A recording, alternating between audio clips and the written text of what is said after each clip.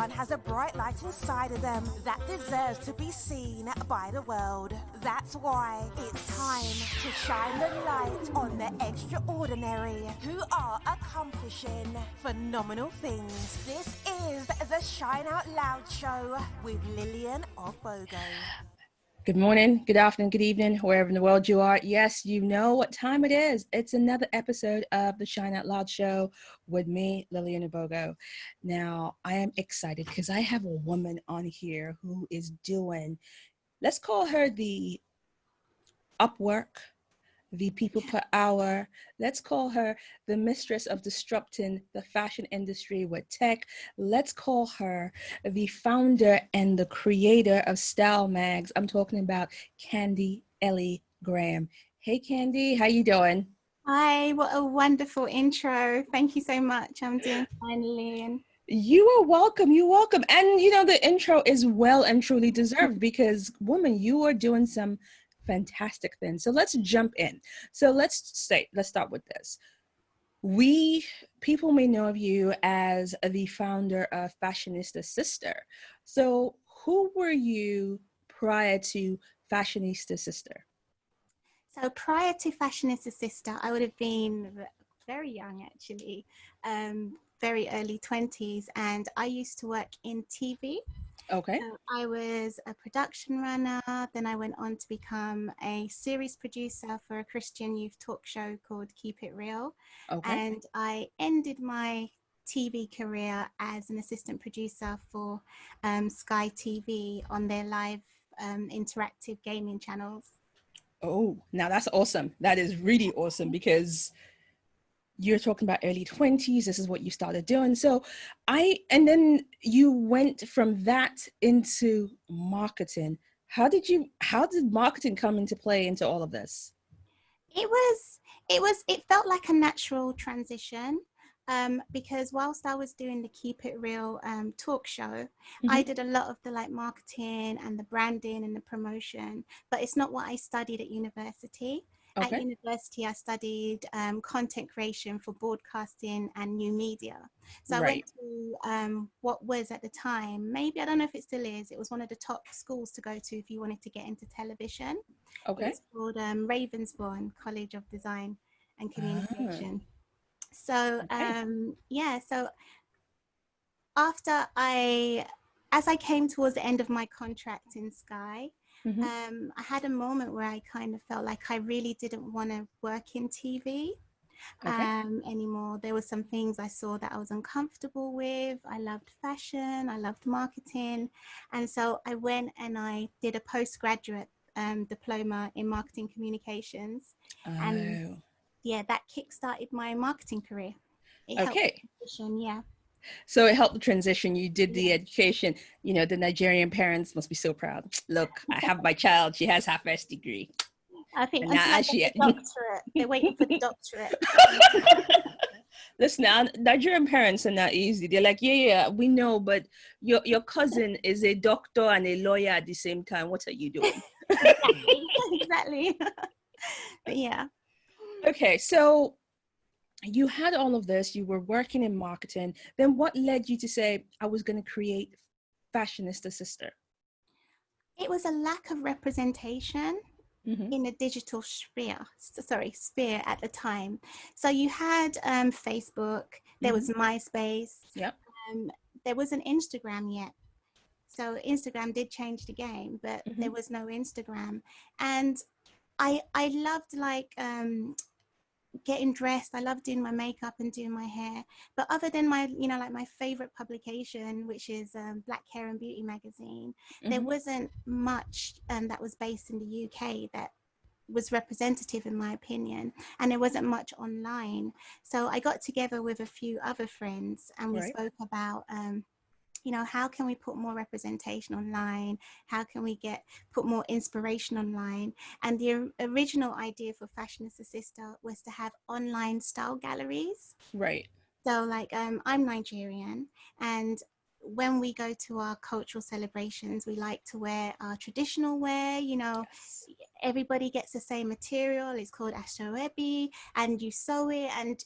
But it's like finding these modern styles. It was very difficult to kind of Yeah. like get inspiration, and then hairstyle inspiration online. And I'm talking way back in like 2000 and like, I think it was 2006, 7.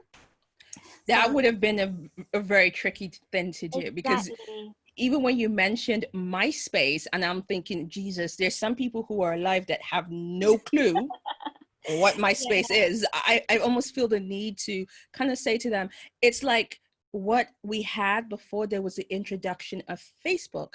And Yeah. instead of Mark Zuckerberg, we had Tom, who was always everyone's first friend. But Yeah. that's a whole different conversation. Of course, yeah. Tom was my first friend on MySpace. Exactly. Tom was Yeah, everybody's friend. yeah, And so it was that, and I can imagine what it's like looking out, because even for me, looking back, there was not a lot in the UK. Yes, you could find it stateside, but yeah. in the UK was, and Europe would have been very lacking in representation for women that look like us. Very lacking, and not just for Black women. I went to a secondary school in East London where I had so many Asian friends, Turkish friends, and it was the same thing. We didn't feel like there was enough representation. So the initial idea for Fashionista Sista was to create an online website that had style inspiration, Mm-hmm. like galleries, images, and the directory aspect came along later. Right. So yeah. Okay, so, and this in itself was a journey, because you're also on YouTube, and it seems that you took that at that time very early on to start creating these amazing, well-produced YouTube videos. Yeah. How did you come about creating them to that quality? Because I came from a broadcasting background, so it was it was very good to be able to use those skills in that Right. way. And also I love the visuals. I love seeing moving images. I just love seeing, you know, women of all cultures just looking beautiful, talking about what's important to them. I Mm. love giving people a platform to talk about what they're doing.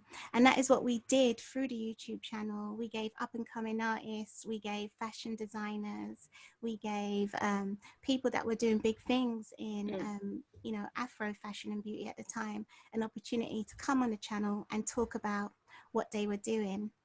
Yeah. And I think that there's so much, that the power of that helping people to actually tell their own story, Yeah. own your own story, and carve out their narrative at a Mm. time when the gaze would have been very Western. A lot of those type of channels would have been catered for women that didn't look like us, and whether Yeah. you're brown or Black, it wasn't catered for the brown Black woman. I Mm. saw recently watched the video of Nadine Charles on there, so Oh, yeah. it's Way actually, back. Yeah. it is actually really, really powerful. So, looking at that, you went on, and what led to you saying be no longer involved with Fashionista Sista? Okay. What happened? I think it was a case of experience. Mm-hmm. I was very young, and timing. So at the time, I did get Prince's Trust back in. Right. I'm one of the few degree holders to have ever gotten Prince's Trust back in. I got a office. I had an office in East Okay. London through something called the London Youth Support Trust, who were doing Okay. great things to support urban talent at the time. But I was so overwhelmed, Lillian. I was just so overwhelmed. Oh, wow. Um, I, I, I just couldn't do it. At the Mm. time, I couldn't do it. And I had a decision to make. Do I plow on and see what happens, or do I take a break and try other things? And I decided to take a break. And I had lots of regrets at the time. Mm-hmm. People around me were like, why did you walk away from this? You had everything. You had an office, you had funding if you wanted it, you had visibility, people were starting to take notice of you. Mm-hmm. But I just couldn't handle it. And I was managing a team of contributors, young girls. There was lots of friction at times, and Right. yeah, I just felt like I wasn't equipped. But looking back now, I feel like it was one of the best decisions I ever made, because I went on from there to become a marketing manager, Right. managing a small team. And the skills I learned there and the skills I've learned in my career after that have helped me to now come back and launch StylzMag in a totally different way, and in a way that is more manageable, scalable, and also with a more mature head on my shoulders. Yeah. You know what? Congratulations on actually making that decision and saying, yes, it's a challenge that I'm challenging decision I'm making, Yeah. but you made one. And even, you know, you're talking about, you were quite young. You took a very matured step rather than plowing on and going to burnout. You said, I needed a break. And that's something we will talk about, especially as women of color. How do we manage the burnout? How do we manage taking those breaks? How do we manage to not allow the strong Black woman stereotype to become our undoing? Definitely. So we've talked about what led you down the road to saying, Fashionista Sister, it's going to be no more. But what brought StylzMags into existence for you? Okay, I would say I felt so unsettled in my career. It's like no matter how much I achieved, it's like no matter what I was able to do, I just felt like this was not what I wanted to do. Right. You know, for the rest of my working life. The dream, like the vision, it stayed with me. But over the years, I would see other platforms kind of pop up that had, you know, similar but not exact ideas, and I'd be like, okay, now they're doing it, now they're doing it, now they're doing it. And I gave myself the excuse of, you know, I don't have funding, I don't have time, and all the rest of it. But then what prompted me to actually, you know, just dive in and like get it done was when I was on maternity leave. Okay, so my son is 2 years old now. So when I was on maternity leave, I was at home and I was working on another project, which is still in the pipeline, not live yet. And I just thought to myself, you know, let me do a little audit. Let me do a little bit of research and see what's going on in regards to hair and beauty platforms now, because I have time now to start working on StylzMag. Right. And so I did that. I did some research. I updated my original business plan, and I saw that although these other similar platforms had, you know, popped up, nobody had the exact same offering that you know, I wanted to offer. Nobody was really going out into the communities and finding these local hidden talents and you know, putting them out there, because it takes work. These people, they're not on Instagram, they're not on Yellow Pages, they're not on Gumtree, they're in Dalston Market, they're in Brixton Market, they're in Birmingham, they're in the communities, they're hidden, and it takes a lot of work to find them. And that's what I set out to do. So with my baby sometimes on my back, the Nigerian way, sometimes in the buggy, I went out and I started speaking to people in the community. I started asking them, you know, why aren't you on Instagram? You know, why don't you have a booking link? And it was just like, oh, I don't know how to do it. I don't have the confidence. It's too complicated. And if you see some of their work, some of these tailors, you know, some of these even in like Green Street, some of the Mendi artists, the henna artists in the Asian communities, they are so talented. Of course. Yeah, and I said to them, people would come if they knew how to find you. You know, do you want to be part of this platform? And many of them said yes. And it kind of gave me the confidence to realize, actually, do you know what? There is a place for this. So that was part of it. And the other part of, because I am a bit of a perfectionist, I had a look at what the other platforms, their online customer journey, the user experience. And I felt confident that I could offer something that was a little bit better, a little bit more, you know, to a higher standard. I can make it more accessible through apps on both app stores. I had the expertise, I had the skills.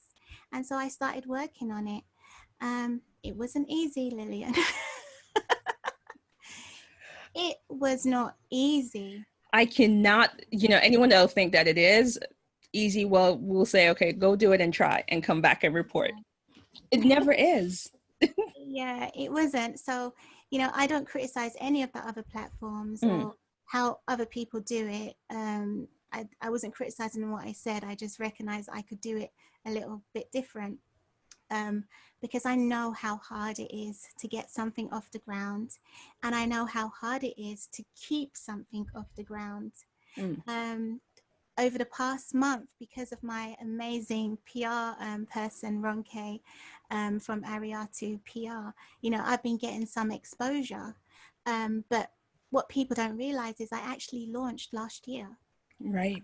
I launched in August 2019, but it was a very soft launch. It was a beta launch. I didn't want to make too much noise about it, because as I went live, I was still testing and improving the platform based on feedback. I was still slowly populating the platform with service providers. I didn't want to have a directory that was full of unclaimed listings. Right. So just to explain what they are, there are many directories that have loads of people on there, but they're unclaimed listings. So there's no pictures, there's no recent information. It's just, you know, a listing. It's just there. It's just there. And I didn't want that, because before somebody makes a decision to contact a service provider, you want to see pictures, you want to see reviews, you want to be able to contact them and know that the contact information is still live. So I did all of that work, and I had to go back to work as well, because I still work. And so things slowed down a little bit, but it was beautiful and scary. You know what? First and foremost, amazing work, and congratulations on the soft launch, and of course, congratulations on the, you know, the pickup in terms of being noticed, the visibility. And it takes a lot of work. It takes that almost blood, sweat, and tears. And so to actually see it come live, yes, it's, I won't equate it to having a child, but I will equate it to that same level of intensity to put things to birth. And, you know, sometimes people don't understand what that journey is like.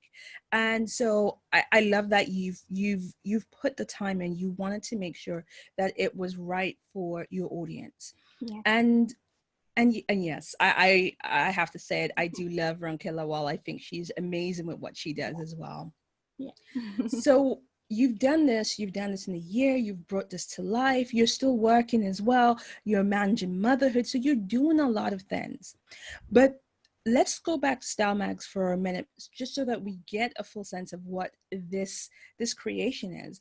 It's a place, it's a directory where people can come on, find local suppliers in the diaspora across, not just in London, across the diaspora, for who can take care of our hair, our skin, tailors. And so you're working with, you're creating a collaborative partnership with your providers. Yeah. How do you select the individuals to showcase on StylzMag? Okay, so it's through two methods. So some people, I go out into the community and I hunt out. I go out there and I look for them and I speak to them and I sign them up. Right. And that is more or less like an assisted sign-up service. Because these people, they aren't web savvy. You know, they didn't find me online. I found them. Right. So I take pictures of their work and I help them put it online. Okay. The other way is just through traditional marketing. So there's online marketing, mostly online. I've got leaflets in stores, in hair and beauty stores. At the moment, only in London, UK. But I'm working on expanding that. Some in Birmingham. So that's in hair and beauty stores, fabric stores, and I think those are the two main stores really. So those people, they either pick up a leaflet or they just find us through social media or maybe through other PR that's gone out, and they sign up themselves. And also in the early stages, we were giving people free listings. So there were some people that we did seek out online. Right. And we reached out to them and said, we love what you're doing. We're trying to fill up this directory. We're giving you a free profile. And they were like, thank you. And so those are the free methods. There were free methods actually. So, and I love this. I love the fact that it's going into the communities, it's finding those, as we call them, the hidden gems. I mean, you know, the ones who are impacting that you have to kind of call an auntie after you've asked your mom, who has Yeah. to call that auntie because only that auntie has that number to Yeah. get to. And these are the people they make such exquisite designs. And you're like, why are you not more known? Why are you not more visible? So honestly, I have to say, I love the idea of what StylzMag was putting together. Yes. And, you know, you talked about representation earlier when we started. And do you think in marketing that, you know, there's enough diversity in the industry currently? And if there isn't, what needs to be done to actually create more movement in that area? Are you talking about in terms of hair and beauty? And I'm talking about the industry of marketing, because you are still in marketing as well at the yeah. moment. Yeah.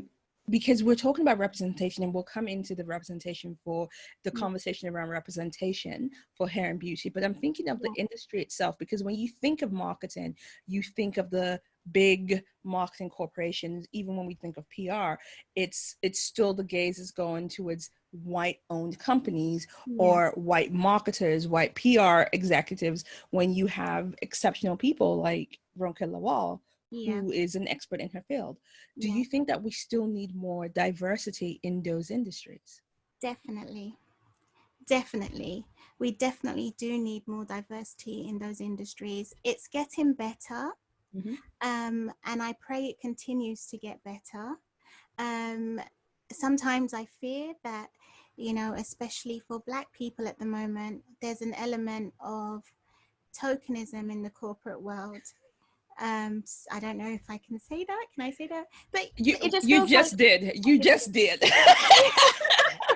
it just feels like there's an element of tokenism in the Mm, corporate world, because nobody wants to look like they're racist, so they're trying to get more, you know, Black people on in the board. room. Yeah, but it's difficult, because on the one hand it's a move in the right direction, but on the other hand, is it being done for the right reasons? Is it being done because you actually believe these people are good at what they do and you want to give them an opportunity, or because you're afraid of the PR backlash of the Optics. yeah, and how it might look? You know, I saw something really funny. Somebody posted a post about do you know when they had the Blackout Tuesday? Yep. Yeah, and a girl posted a meme about, you know, after Blackout Tuesdays, you know, they put up one black square, then everybody was dark skinned on their feed for like, you know, the next few weeks, and then slowly the shade started going back down. So it kind of went, you know, it was, you know, Caucasian, white, black square, dark, and then it just faded out, which kind of just highlights the fact that for some people it was just a fad, a temporary Yes. change. It was a trend. It was that's the perfect word. You know, it was a trend. And I do hope things can change. Mm-hmm. And I do want to be part of that change. I think the mere fact that StylzMag exists, even the mere fact that you created Fashionista Sista, that's already part of that change. Whether it's seen worldwide or not, is the fact that you put Black, brown women, giving them the opportunity to fully express their stories. I think that we have to acknowledge that first and foremost when we are part of that representation. And actually being unapologetic about it. So we're looking at StylzMag, we're looking at marketing, we're looking at everything that you've done. And so I guess my one question would be, what are the biggest challenges that you faced as an entrepreneur who's merging tech and the fashion industry? I think one of the biggest challenges that I have faced and I'm still facing is the lack of funding. My platform is completely self-funded. Right. In the process now of trying to secure some seed investment in exchange for shares. Okay. I did it the other way round. I wanted to beta launch and test first, so I would have something a little bit more tangible to show to potential investors rather than going to them, you know, before I've done anything and then trying to, because how do you measure the market size of a community that's hidden?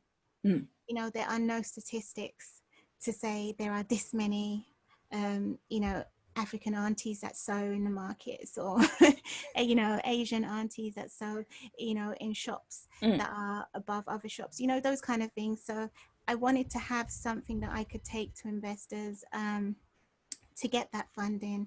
I think another struggle I have is, as a mum who still has to work, is I still have a child to raise, you know, and that is my most important job. Yes. So, you know, mompreneur, when I first heard the term mompreneur before I was a mum myself, I was like, "Ugh, they're just trying to create something new. It's just something new. You're an entrepreneur who happens to be a mum. Get over it."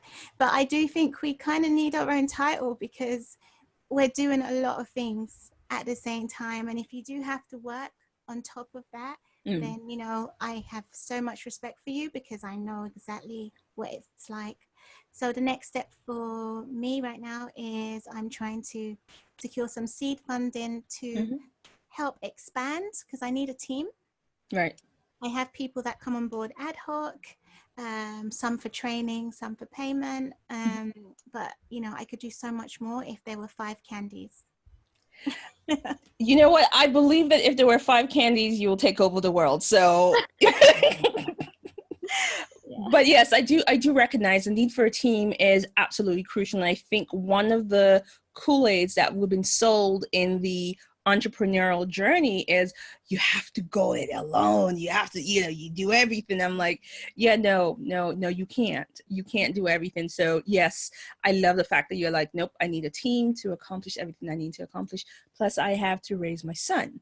And so we are going to be talking more about that. And I want to talk about something that I read, because you did an interview in Keep the Faith, where you talk about struggling with identity issues, which were rooted in the feelings of rejections that, you know, and that's centered around being African was not cool growing up. And I have to say, I laughed out loud when I read that piece about the treads, and, you know, because you have to have the treads, and your mom is doing your hair, and you end up looking like a starburst is coming out from your head, and you're having to explain to people, and, you know, children are cruel. So I guess my question is, and in seriousness, my question will be, how can we ensure that the next generation of children do not struggle with the same issues? I think we can do that by making sure that they see more representation, that they see more people that look like them, that are celebrated and that look like them and are being celebrated as being beautiful, not just look like them and they're in the public realm. Threading is such a great way to look after Afro hair, because our hair, you know, it takes a lot of maintenance. So threading, it protects it, it stretches it out. And I used to love it when they would take out, you know, when you just pull one string and then and there's a particular sound. There's a sound that it makes. It goes, and you're like, and then all of the thread comes out, and like until water touches your hair, it's like long and it's soft. but the bullying you would endure whilst your hair was threaded, you know, I begged for chemical treatment, and I had a jerry curl. Oh Lord, child. They gave me because my mum was away a lot, she just gave me a jerry curl. So wherever I went, I would just slap the activator on. And I went from jerry curl to relaxer to weaves, which, you know, it did damage my hair. It did damage my hair. And now, thankfully, you know, I'm giving my secrets away. You can wear wigs now. So, girl, don't worry. There's no secrets here. We're all friends. You know, it's fine. But I want to hopefully create a platform where such styles are celebrated. And, you know, StylzMag is more than just a directory. You know, we have the blog, we have the inspiration galleries. And you can create a free account on the website and save your favorite images to your own inspo boards. So if you want to log back in and find, oh, what was that hairstyle I liked that I tagged, you know, it's all saved for you. And our style galleries are interactive. So if you see a style you like, you can just double click and go to the profile of the person who it's linked to. Or see a wig you like, you can double click and buy it. And So that's always important. yeah, so so there's lots on there. I just want people to be able to connect with other people and other service providers who know how to look after their hair, their skin, who get their cultural wear. I just want, you know, culture not to be a taboo thing where you have to make a phone call and that person phones another person who phones another person who WhatsApp you the number, you know. It's like some kind of underground movement. Underground, and that's how it is now. That's how it is now. Sometimes when you need a tailor, you know, you phone this friend who phones that auntie who phones that auntie, and then, you know, that's how you find your, or that's how I used to find my tailors. Yeah, and then you end up in someone's house in some parts of South London, and you're like, yeah, I have material. Sometimes it does feel like that. I have material. It does feel like that. So my hope is that, you know, no matter where you are or who you are, and just as a side note, my platform is not just for people of color. It's for people who want to learn about our culture, about Asian culture, about different culture. I met a lady at a birthday party who is a Caucasian lady who's married to a Nigerian man. Right. And when I told her about the platform, she was like, oh, that's amazing. We've just moved to Croydon and I don't know how to find anybody to help me with my children's hair. And that's important. Yeah. And she said, we were gifted so much material at our wedding and I would love to sew us all matching outfits. I don't know how to find a tailor near us. And so, you know, there's a lot of people that are marrying into different cultures who want to learn, you know, who don't have access to information. So StylzMag is for them too. Okay. And that actually brings up an important point, because with so much talk around cultural appropriation and everything that is, you know, happening right now, how can people, like, you know, with the example of the woman who's married to the Nigerian guy who's like, I want to get outfits made, and how can they actually do this in a way that is more conscious? Because we've seen the likes of the Kardashian who would put something on and then try to claim it the same way they somehow tried to claim braids and our ass, but that's a whole different story. Yeah. How can we make it so that, and not just from the perspective of you and I, but how can it be a more acceptable conversation for them to be able to say, I want to know more, without them feeling like they're appropriating? It's a very interesting question, but personally, I haven't taken offense to, you know, when I see people doing what a lot of people call appropriating. In a way, I see it as them maybe not necessarily giving the credit to certain communities, but, you know, embracing and enjoying, you know, styles and you know, fashion that is more connected to other communities. So I personally, I don't take offense at that. I mean, where it can become offensive is where it's renamed or introduced as new. And yeah, I'm just saying, names. Yeah. And credit is not given, you know. So like, you know, if you do a type of cornrow, rather than say, you know, these are Fulani braids, you say, you know, this is a Hollywood cornrow. Oh, no. I think the word is it's this is the goddess braid, and yellow. Okay. But yeah, I think it's a way to do it more nicely, because I'm being very political here, is to maybe do some research into where it originated from and introduce it as that. Yes. Yeah. But do you think we culturally appropriate when we wear long weave down to our knees? You see, that's comes into the area of question of, are we just trying to fit into culture that makes us feel like our own natural hair is unacceptable?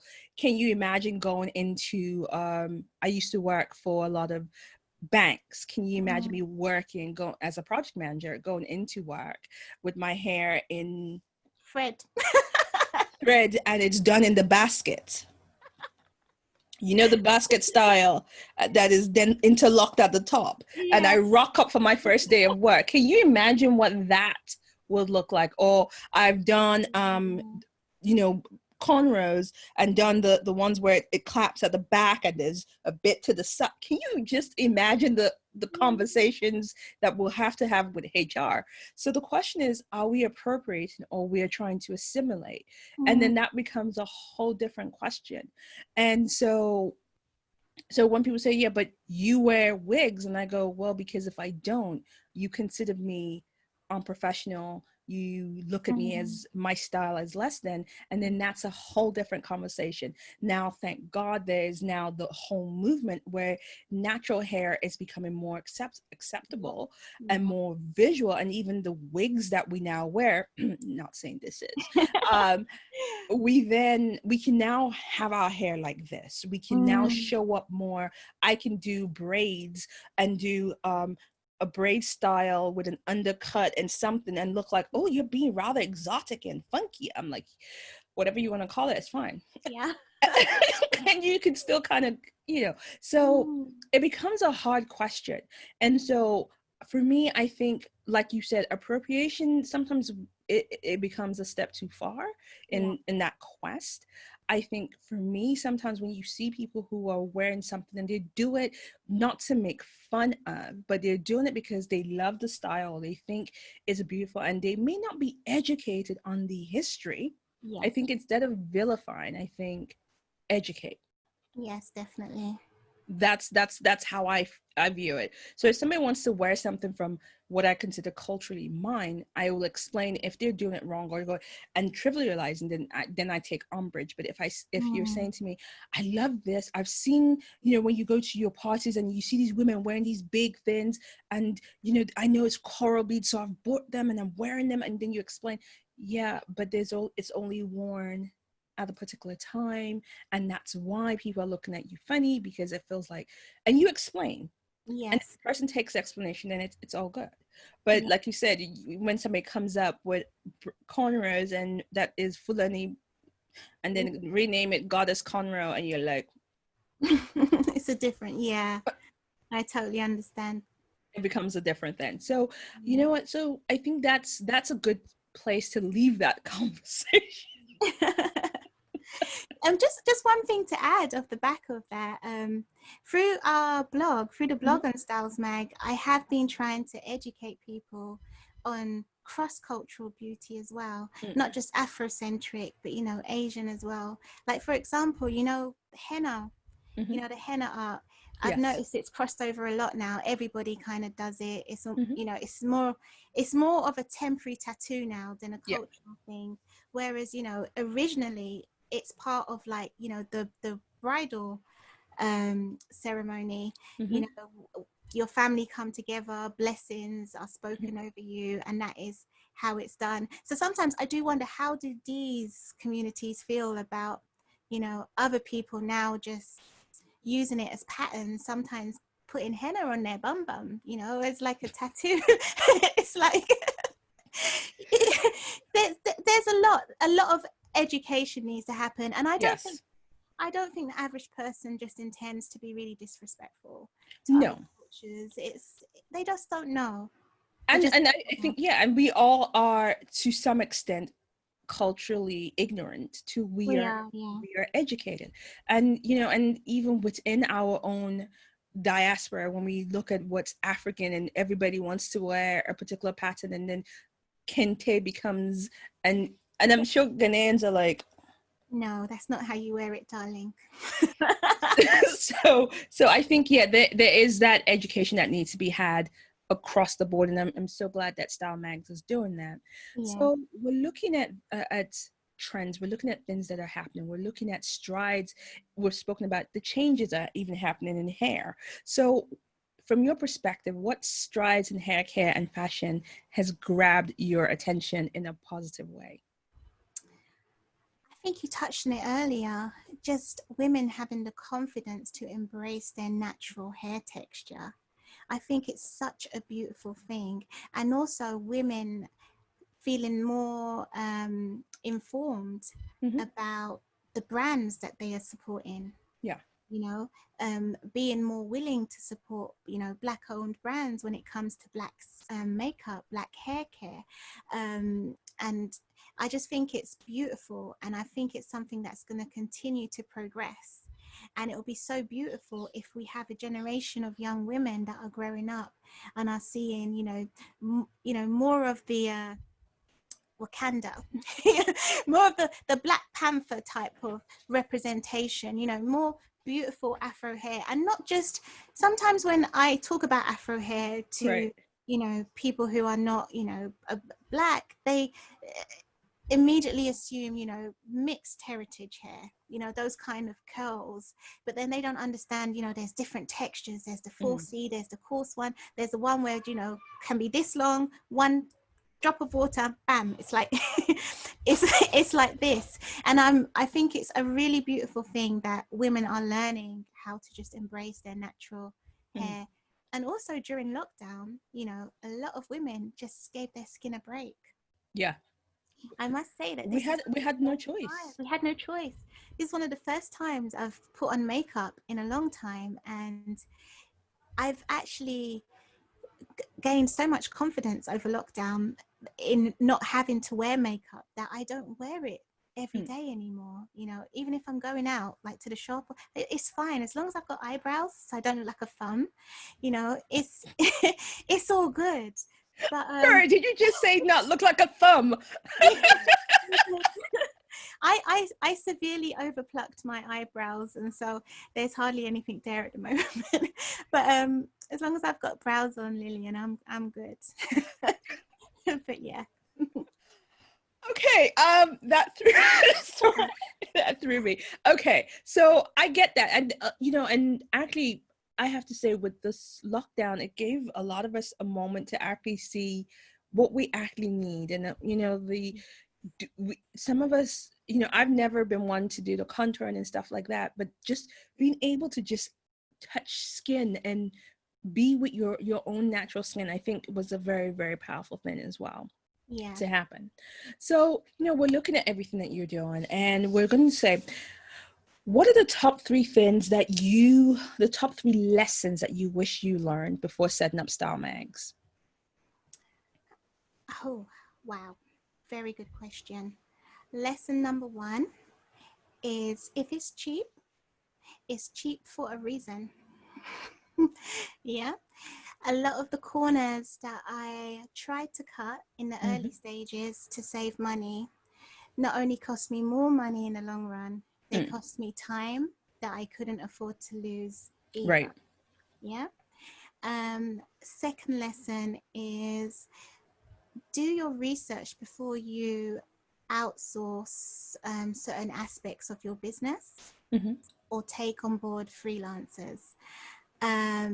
I took on board somebody to help with one of my social media channels, and it was one of my Twitter accounts, and they got it blocked.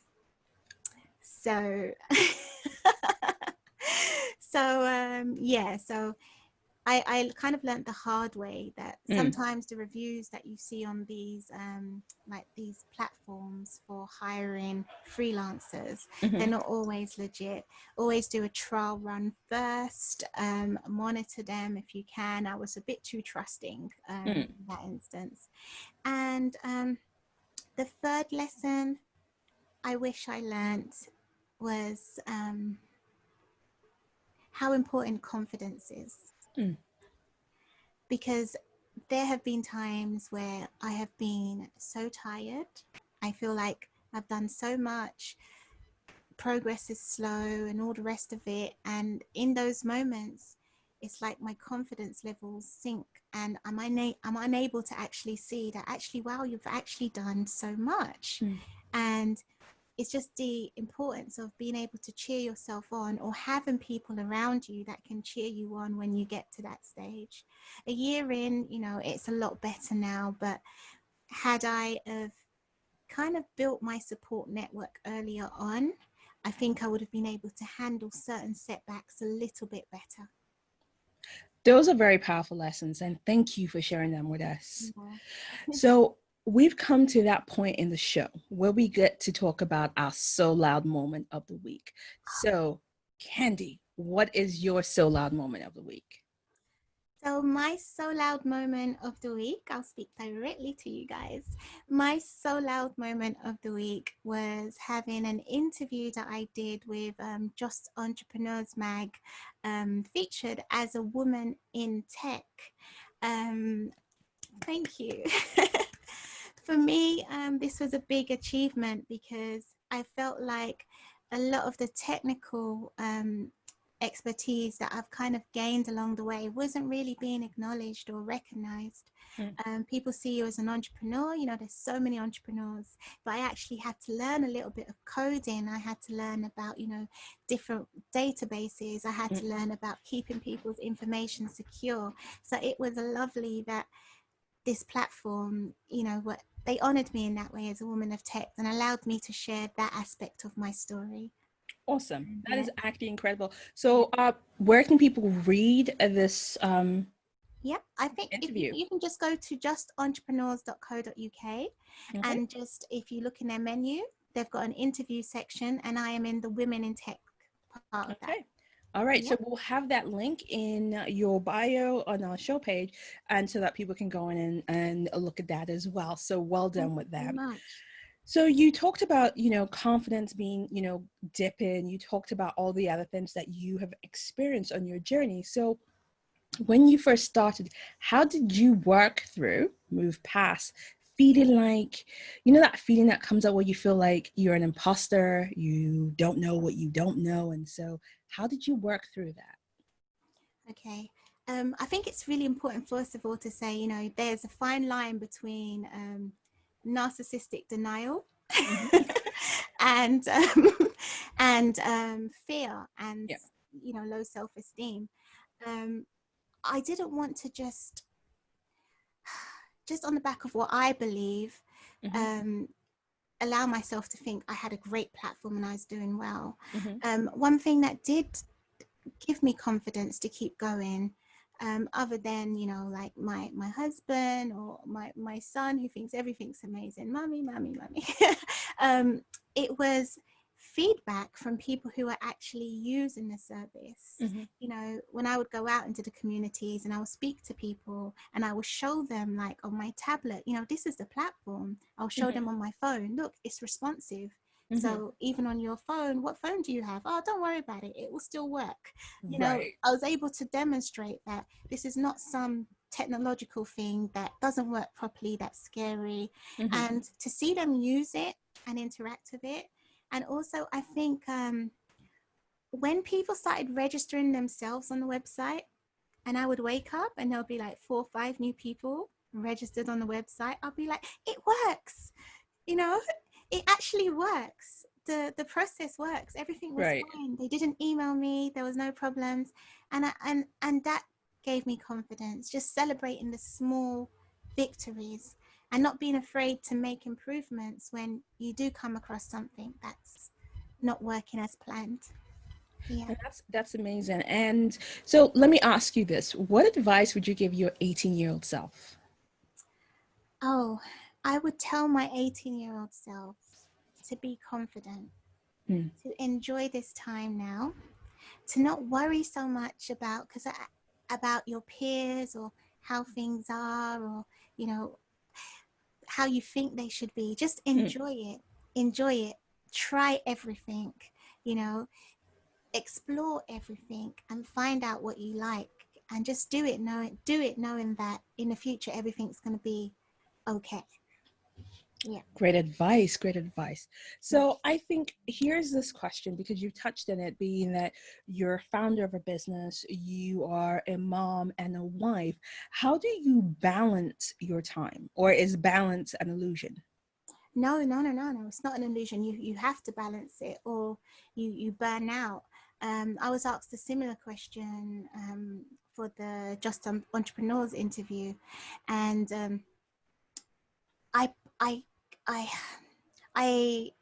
how I do it, I plan everything, and then I scale back. I scale back because some of my plans are ambitious. So I make the plans according to, okay, in an ideal situation, I'd be able to complete this much this week.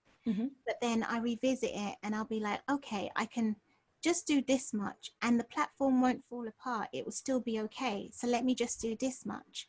And to maintain the work-life balance on the weekend, I don't check social media. Okay. My posts, most of them are scheduled. I may log in if there's a notification, like if somebody's put a not so nice comment on somebody else's work, I'll log in, I'll edit that.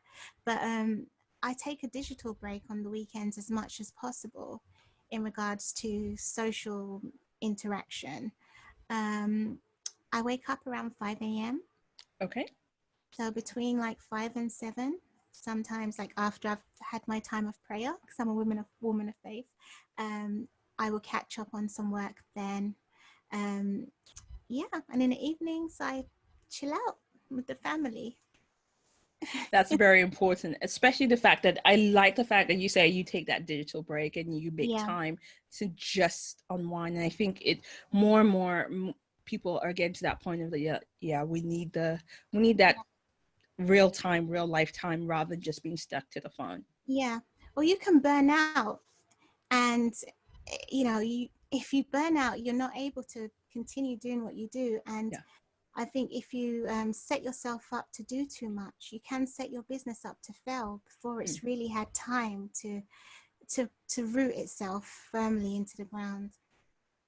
And I think that's that message, especially for women of color, whether brown and black, we need to remember, because we carry these ideas that we are so much stronger and we have this strong identity, and so we must go 24/7. So I love that advice about really setting yourself up so that you can have the time to really nurture yourself and your business without burnout. Yeah. Cool. So I am so glad to have had you on the show. I just have a couple more questions and then we'll be done. So I think my couple more questions. So let's work on this one. What are your current self-care practices? Self-care practices. Oh, that's put me on the spot. I like sleep. Sleep is good. Sleep is great. I like sleep, and I'm kind to myself. Like when it comes to food, I don't take it easy with the pounded yam. Sis. I go hard. I go hard. I think it's so important because when you're happy, you release endorphins that just kind of help you do so much more. So my self-care practices are to eat well. Right. Get good sleep, and sometimes that means just turning your phone off or putting it on flight mode, like from about 8 o'clock or 9 o'clock. Otherwise, it's hard to kind of, wind down. And laughing. Kevin Hart cracks me up. I follow him on Instagram, Will Smith. I just think it's important to just laugh sometimes, especially with all that's been going on. We need the laughter. Yeah, like, I'm not ashamed to say, like, during the lockdown period, I felt like I took a hit, like my mental health took a hit. It was a lot, so much going on. There was conflict, between, one of my friendship groups that was a very mixed group, over racial issues. Nurseries were closed. My son was at home. I still had to work full time. I still had to run my platform. There was so much going on, and I think sometimes with all that was going on, people were still forgetting to be kind to themselves. Yeah. And to kind of like, say to themselves, whoa, there's a pandemic. You can't even go to Westfield anymore and eat McDonald's. You're stuck at home. So be kind to yourself. I think life is so short, and finding out that a school friend exactly the same age as me, same birthday as me, passed from corona at the beginning of lockdown, it just kind of opened my eyes to seeing that life is so short, and it's important to live it to the fullest. Be confident, be happy. Your life is a gift. Don't let anyone ever make you feel like you're not doing enough, like you're not enough, you're not good enough. You're alive, you're here. Celebrate that. And that's really, really important. So I think you just kind of nailed Yeah, you've just landed it with that. And, you know, I'm sorry about the loss of your friend. And I can't even imagine what, you know, their family are going through. So it's, yeah, it is something. And I think this year, 2020 has brought home that we have to celebrate the time that we are here. Yeah. So, you know, Candy, thank you so much for being on the show. Now, I have one last question. Okay. How can people reach you? Okay, you can connect with me on Instagram at Candy-Elie's World. Okay. You can check out the StylzMag platform for yourself. It's www. I mean, it's right behind me. StylzMag.com. That's StylzMag.com.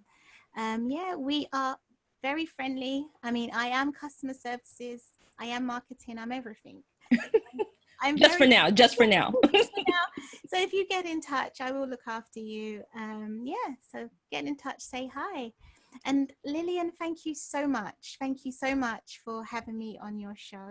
You're welcome. This is my first interview. My first ever video interview. I was really nervous, but you've just been amazing. You've made me feel so comfortable.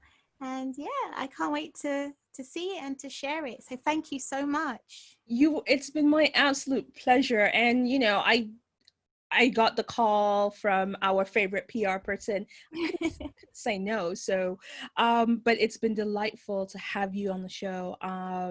And I am looking forward to the growth of StylzMags. I've also been checking out some of the tailors on there going, I will call that one and that one, because it's a great resource to have. So thank you for the work that you're doing. And I'm looking forward to actually having you back on the show in the future. Thank you. I look forward to coming back on and hopefully talking about how we have thousands of people on the directory. Awesome. And, you know, who knows, once we meet in person, we might do a variant of Fashionista Sista type interview with you in person. Definitely. I'd love that. Thank you so much. You're welcome, folks. It's a wrap. You have to go and check out StylzMags with the work that they're doing. If you want to find those hidden tailors that sometimes feel like you're conducting a deal to get, you no longer have to do that. You don't have to call that auntie you don't like anymore for that tailor. No. You don't have to do that and then have to suck up and then listen to her story about what she saw on WhatsApp. No. That's so accurate. Yeah. Like, I called for a tailor. Why do I have to hear about the woman who got shot on something? And like, call for this. But we digress. Yeah, go on to StylzMags.com. Take a look at what Candy is doing. Actually connect out with her, because as a woman in tech, she's creating a platform that celebrates not just Black women, but Black and brown women, creating a diverse conversation around beauty and cultural exceptions and how to actually engage with different culture from a perspective of beauty, hair, skin, what makes us as women. So I think it's more than just a fashion. It's more than just a beauty. It's the conversation around how are we learning each other from the perspective and lens of the beauty industry and the fashion industry. It's about representation, and this is what she's doing. So take a look at StylzMags, which is stylzmags.com. Go onto there, connect with her, follow her YouTube, but most importantly, listen to her story. So it's a wrap. You know what to do. If you like the show, give us an iTunes review, drop us a message, subscribe to our YouTube. You know where to find us. And if you want to be on the show, you know what to do. Reach out to us on our various socials. You have them, and we'll love to hear from you. Thank you. Goodbye.